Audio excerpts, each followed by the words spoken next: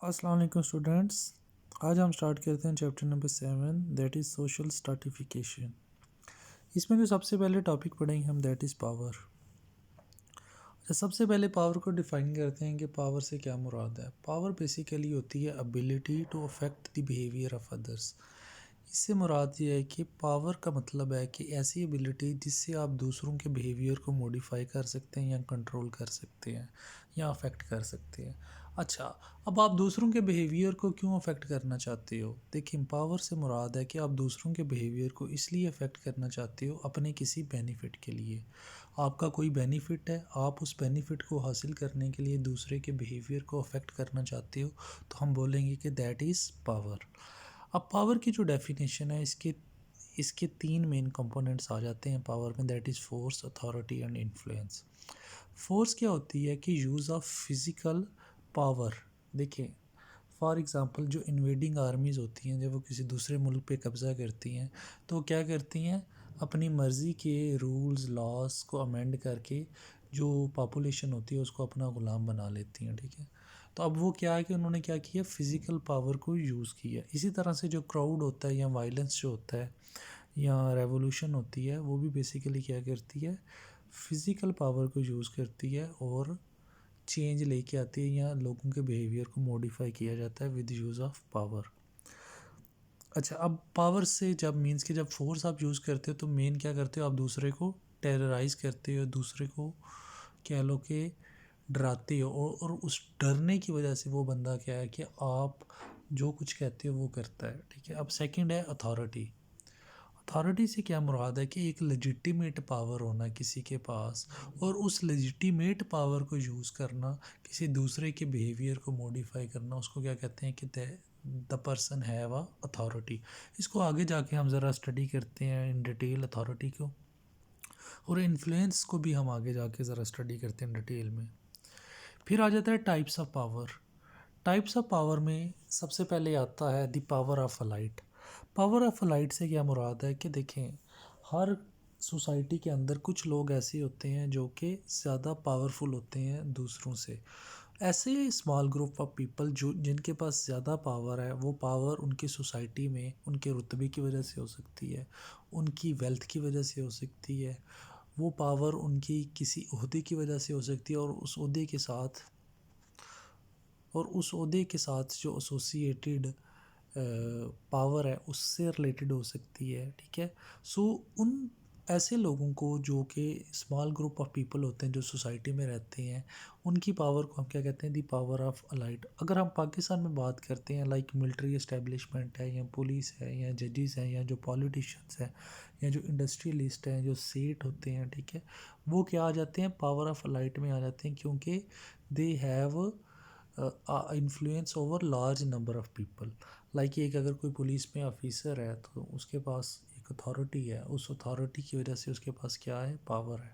इसी तरह से अगर कोई एक बड़ा बिजनेसमैन है, उसकी कोई फैक्ट्री है, उसके अंडर इतने मजदूर काम करते हैं, तो वो क्या है, दी पावर ऑफ लाइट। इसी तरह से जो पॉलिटिशियन है, दे कैन अमेंड लॉ, तो वो किसको रिप्रेजेंट करते हैं, पावर को, और ऐसी पावर को हम क्या कहते हैं, दी पावर ऑफ लाइट।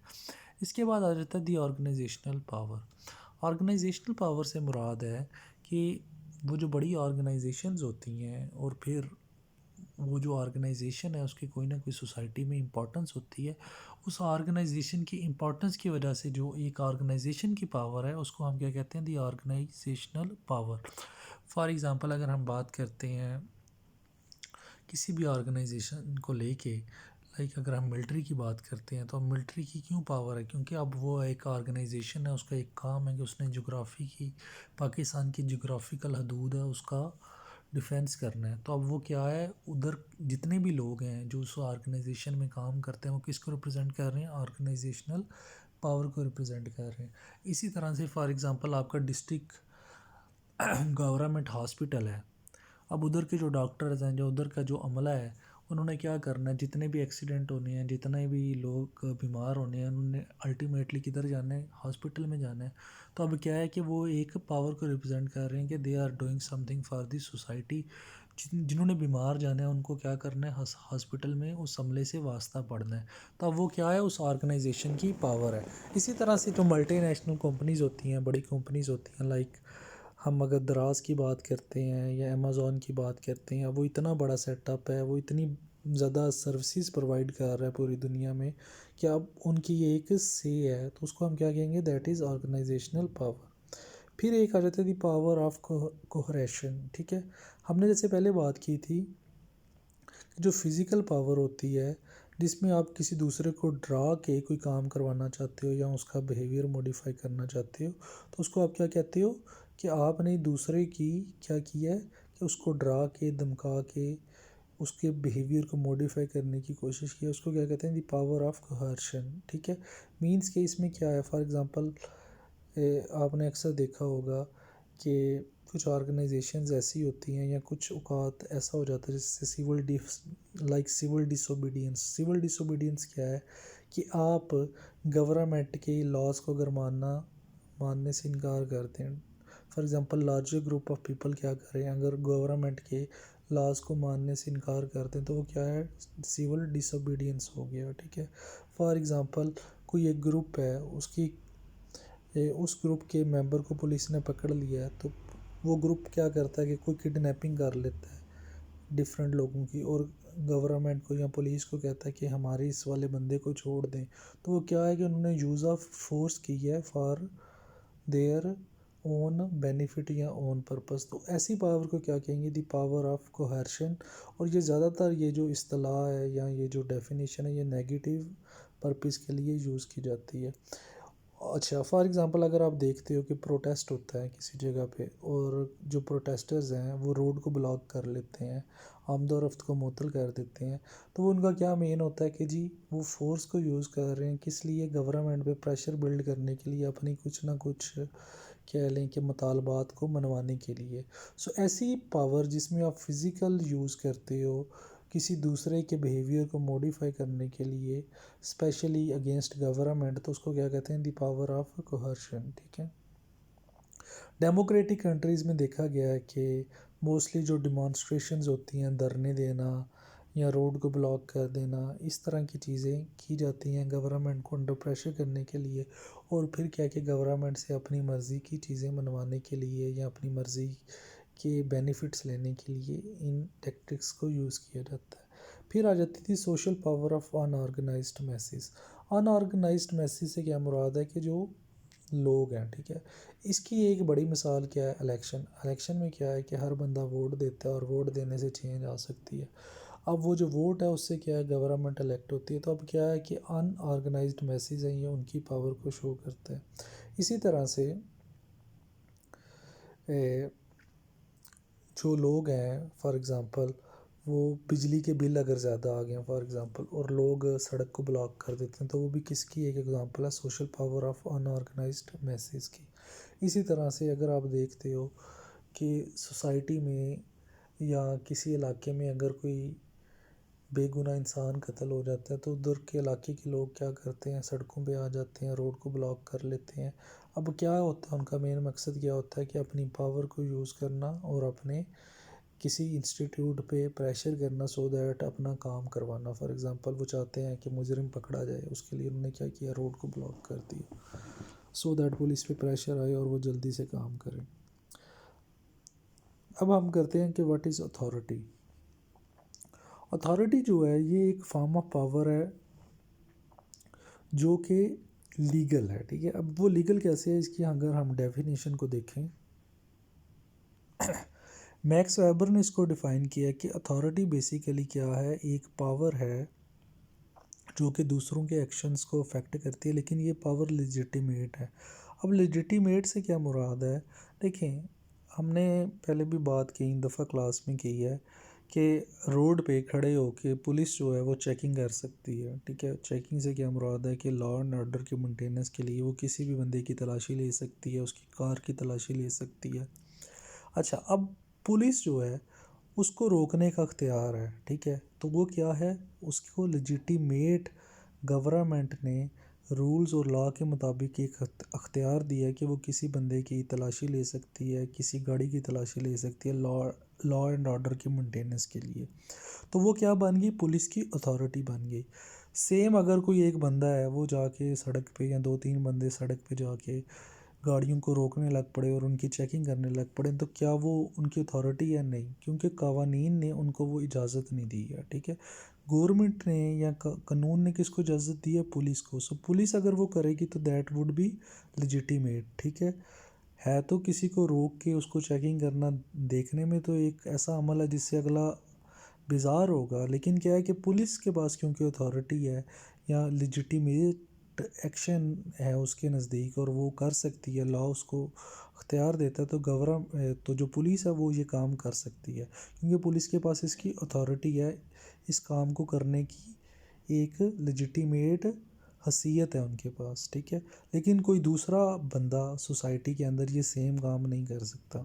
अब देखें, जब भी कोई जुर्म होता है तो चोर को कौन पकड़ता है? पुलिस ने पकड़ना होता है। ठीक है, पुलिस ने इन्वेस्टिगेट करके जो भी एक इंसान है जिसने जुर्म किया उसको पकड़ना है। ठीक है, अब पुलिस का वो काम सोसाइटी में कोई दूसरा बंदा नहीं कर सकता। इसी तरह से जो जज है उसका काम है कि एविडेंस को देखे और ऑर्डर करे कि ये जो चोर है या ये जो मुलजिम है इसको ये सज़ा दी जाए। वो काम सोसाइटी में कोई दूसरा बंदा नहीं कर सकता, क्योंकि किसी दूसरे बंदे के पास वो अथॉरिटी नहीं है। अथॉरिटी किसके पास है?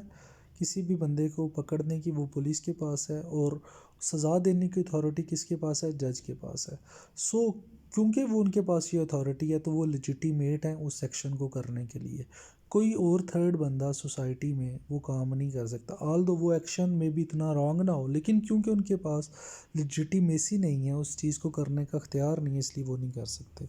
उसके बाद आ जाता है ट्रेडिशनल अथॉरिटी। ट्रेडिशनल अथॉरिटी से मुराद है कि ऐसी अथॉरिटी जो कि नॉर्म्स की वजह से है, ट्रेडिशंस की वजह से है। ठीक है, हमारी वैल्यू सिस्टम की वजह से है। फॉर एग्ज़ाम्पल, घर के अंदर जो फादर हैं उनका कहना माना जाता है या उनकी बात मानी जाती है, या वो जिस तरह से डिसाइड करते हैं उस तरह से घर के रोज़मर्रा के जो काम हैं वो होते हैं। तो क्या है कि वो मदर के जो फादर है या मदर है उनके पास एक ट्रेडिशन ने अथॉरिटी दी है कि बच्चे उनकी बात मानते हैं, उनके एल्डर होने की वजह से, उनके एक फैमिली हेड होने की वजह से। अब वो किसकी वजह से है? हमारे ट्रेडिशंस की वजह से है। इसी तरह से जो हस्बैंड है उसकी बात वाइफ मानती है। क्या है कि एक ट्रेडिशन है कि हस्बैंड जो है वो अथॉरिटेटिव है और वाइफ ने उसकी बात माननी है। इसी तरह से अगर हम बात करते हैं ऐसी सोसाइटी जिधर किंग्स होते हैं या प्रिंस वगैरह होते हैं, तो उधर क्या होता है कि किंग की बात को माना जाता है। इसी तरह से कई जगह पे जो पीर साहब हैं, ठीक है, उनको समझा जाता है कि वो बड़े अक्लमंद हैं या उनके पास काफ़ी इल्म है, तो उनकी लोग बात मानते हैं। सो ये किसको रिप्रेजेंट करता है? ट्रेडिशनल अथॉरिटी को, जो कि हमारी नॉर्म्स की वजह से है।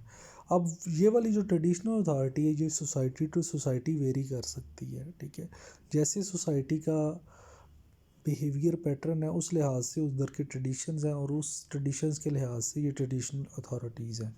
उसके बाद आ जाता है क्रिस्मेटिक अथॉरिटी। क्रिस्मेटिक अथॉरिटी की जो बात है ये मोस्टली क्या है कि जो लाइक कोई भी एक्स्ट्रा ऑर्डिनरी बंदा है, ठीक है, लाइक हमारे जो पॉलिटिकल लीडर्स हैं उनके हम क्या कहते हैं कि एक क्रिस्मेटिक पर्सनैलिटी है, जो बात वो कहते हैं उनके फॉलोअर्स उस बात को मानते हैं। इसी तरह से जैसे मैंने पीर साहब की बात की है, या कोई बंदा किसी पीर को अगर मानता है तो क्या करेंगे कि जो पीर साहब बात कहेंगे उनकी बात को वो मानेंगे, क्योंकि वो क्या समझते हैं कि किसी दूसरे बंदे को एक क्रिज्मेटिक पर्सनैलिटी समझते हैं, उसको हाई इन विजडम समझते हैं, हाई इन ऑल बिहेवियर समझते हैं। इसलिए किसी दूसरे बंदे की बात को उसकी पर्सनैलिटी के करिश्मे की वजह से या उसके किसी बिहेवियर गुड बिहेवियर की वजह से मानने को क्या कहते हैं? Charismatic authority.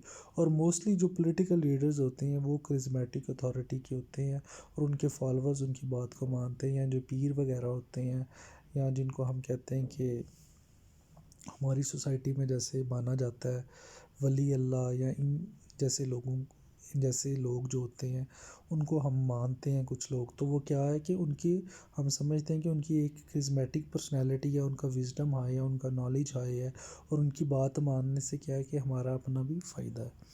फिर थर्ड बात आ जाती है इन्फ्लुएंस क्या होता है। इन्फ्लुएंस से ये मुराद है कि अब किसी बंदे के पास कोई अथॉरिटी तो नहीं है ना, कोई फिजिकल फोर्स है जिससे वो आपके बिहेवियर को मॉडिफाई करे, लेकिन आउट ऑफ रिस्पेक्ट अगर आप किसी की बात मानते हो, या जो आपका उसके साथ रिश्ता है उसकी वजह से आप उसकी बात मानते हो, तो फिर आप क्या कहते हो कि मेरा पर्सन ए का पर्सन बी पे इन्फ्लुएंस है। देखिए अगर दो दोस्त हैं, ठीक है, आपस में, या आपकी किसी से रिश्तेदार है कोई, तो आप उनकी बात मानोगे क्योंकि आपका उनके साथ ऐसा रिश्ता है कि आप उनकी बात को डिनाई नहीं कर सकते।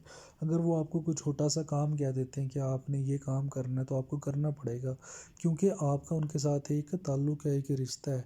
या out of respect, for example कोई टीचर है, स्टूडेंट को कोई काम छोटा सा कह देता है कि मुझे पानी ला दें, तो क्या है कि आउट ऑफ रिस्पेक्ट आप ये काम कर रहे हो। सो जो काम आउट ऑफ रिस्पेक्ट किया जाता है उसको हम क्या कहते हैं कि इन्फ्लुएंस है। इसमें कोई मीन्स के मनी का लालच नहीं है, या कोई अथॉरिटी का चक्कर नहीं है, या कोई बेनिफिट का चक्कर नहीं है, बल्कि क्या है कि जो बंदा काम कर रहा है, अपने बिहेवियर को मॉडिफाई कर रहा है, वो जस्ट आउट ऑफ रिस्पेक्ट कर रहा है। इसी तरह से जो बच्चे होते हैं वो अपने वालिदैन की बात मानते हैं आउट ऑफ रिस्पेक्ट, या किसी बड़े ने अगर कोई बात कह दी है तो वो मानते हैं। सो इसको हम क्या कहते हैं, इन्फ्लुएंस कहते हैं। Power and authority are related, ठीक है। अच्छा, power and authority are related, इससे क्या मुराद है कि देखिए जो लॉ है एक पावर है, ठीक है। लॉ क्या करता है, कुछ सेंक्शंस लेके आता है जनरल पब्लिक के ऊपर कि आपने ये काम नहीं करना, आपने इस चीज़ को फॉलो करना है, आपने इस चीज़ को ओबे करना है। अब उस लॉ को इम्प्लीमेंट करने के लिए कुछ इंस्टीट्यूट्स हैं, कुछ अदारे हैं, कुछ लोग हैं। अब उन लोगों को क्या है कि पावर मिली है to certain to apply those laws. तो इस तरह से जो पावर है वो किधर से आती है, अथॉरिटी से आती है। और अथॉरिटी क्या है कि हमने कुछ लोगों के ज़िम्मे लगा दिया वो काम के, उन्होंने उस पावर को इम्प्लीमेंट करना है। लाइक जैसे मैंने कहा कि पुलिस ने चोर को पकड़ना, तो ये काम किसने करना है, पुलिस ने करना है। जज ने कोर्ट में बैठ के डिसीजन देना है, तो किसने देना है, जज ने देना है। इसलिए जो पावर है, पावर देखें, लॉ इज़ अ पावर, और उसको इम्प्लीमेंट करना इज़ थ्रू अथॉरिटी। और अथॉरिटी कैसी होगी, लोगों को सर्टन रोल्स दे के। जितने भी गवर्नमेंट के डिपार्टमेंट्स होते हैं वो इसी तरह से चलते हैं कि दे हैव द पावर। पावर कौन देता है, उनको लॉ देता है, और फिर लॉ उनको परमिशन देता है कि वो उस चीज़ को अप्लाई करें, ठीक है। फॉर एग्ज़ाम्पल जो ओबेड ऑर्डर्स होते हैं, आपकी जो ट्रैफिक पुलिस है, अगर वो एक रोड को बंद कर देती है for certain reason, security reason या कुछ किसी भी पर्पज़ के लिए, तो उन्होंने क्या किया, अपनी पावर को और अपनी अथॉरिटी को यूज़ किया, और अब आप क्या है एज अ सिटीज़न उस चीज़ को ओबे कर रहे हो। सो जो ऑर्डर्स होते हैं उनको ओबे करना इज़ द बेस्ट एग्जांपल जो शो करता है पावर एंड अथॉरिटी की रिलेशनशिप को। और इसके साथ एक और भी चीज़ आती है कि जब ऑर्डर्स आते हैं तो उनको ओबे भी करना होता है। फॉर एग्जांपल अब एक जज है, उसने जो ऑर्डर पास किया, अगर उसको ओबे नहीं किया जाएगा तो फिर उसके डिफरेंट कॉन्सिक्वेंसेस होंगे। कंटेम्प्ट ऑफ कोर्ट लगेगा, या उसके ऊपर क्या है कि एक और केस चलेगा, सो दैट जो लोग अथॉरिटी को यूज़ कर रहे हैं they have the right to exercise their power. और ऐसा ना हो कि हर बंदा को उनको हल्के में लेके, यार तुमने कह दिया तो फिर क्या है। फिर क्या है कि उस चीज़ को इम्प्लीमेंट करवाने के लिए भी फर्दर रूल्स और लॉज होते हैं।